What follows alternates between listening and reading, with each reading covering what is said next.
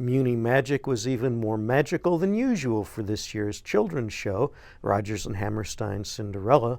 The new video screens at the sides of the stage were brilliantly used in the early scene where Prince Topher is fighting off enormous monsters. The touring productions at the Fox had nothing comparable. Nathan W. Shore's video design set exactly the right comic tone for the evening, with the aid of sound design by John Shivers and David Partridge. My favorite part was when a fallen monster's head appeared in one of the screens while its feet were still visible in the other. The Muny kids and teens played woodland creatures with the aid of puppets designed and created by Puppet Kitchen International. Director Marcia Milgram Dodge and choreographer Josh Walden adeptly integrated the puppetry into the action.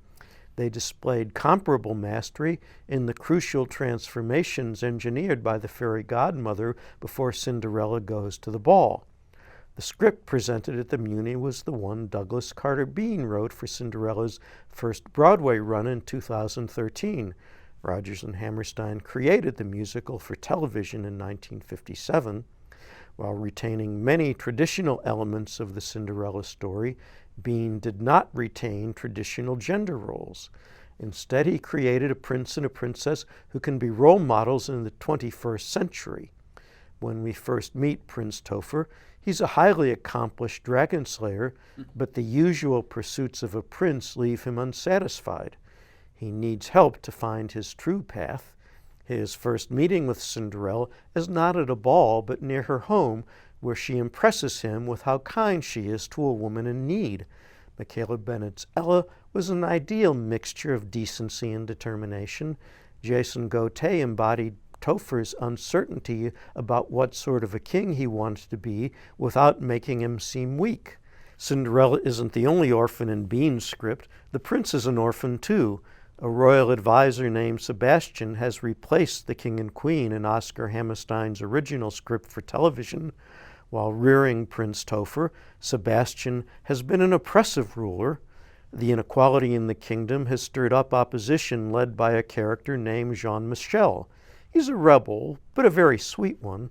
Chad Burris made Jean-Michel exactly the sort of comic revolutionary needed to challenge a comic tyrant like John Scherer's puffed-up Sebastian. Jean-Michel is in love with Gabrielle, one of Cinderella's stepsisters. Only one of them is evil in Beane's script. Stephanie Gibson's Gabrielle was totally sympathetic, while Alison Fraser as the stepmother and Jennifer Cody as the other stepsister provided an abundance of zany nastiness. Victor Ryan Robertson was an excellent singer as Lord Pinkleton.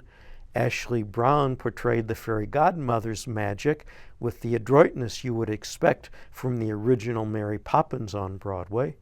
Music director Greg Anthony Rassin led the Muny Orchestra in a rousing account of the score in which the best-known numbers include My Own Little Corner and 10 Minutes Ago.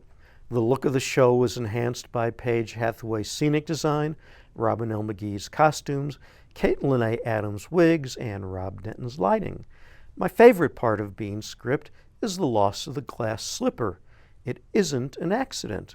Cinderella takes charge of her life by losing the slipper on purpose. In doing so, she sets a much better example for young women than a fairy tale heroine who just waits for her prince to come. And one other thing, speaking of the glass slipper, there was a little line that I guess Beane slipped in there saying, well, it's made out of glass and that means it can only fit 1 foot. Because I always wondered, they're going around trying these shoes. I mean, a shoe would fit any number of people probably. How is that going to be just one? But if it's, I don't know, how making it out of glass makes it work better, but that's what they said, so I'll believe it. I believed everything else about it. Why not this? So I was a little disappointed in the ball gown for Cinderella. It wasn't it was rather colorful, but wasn't the usual, it's blue and white or something like that, and a big full skirt usually. And there were a number of little girls dressed that way in the audience when we were there. Yes, but it had to be something that could magically appear on her with a flash of the fairy godmother's wand. I think she had a wand. In any case, it was part of the theater magic that it had to be that kind of a gown. Well, theater magic can do lots of things. I don't think it had to be that color or those various colors in it or that. Anyway, I know some little girls were disappointed with how it looked. Anyway, it's Richard Rodgers and Oscar Hammerstein, so I think we should hear them.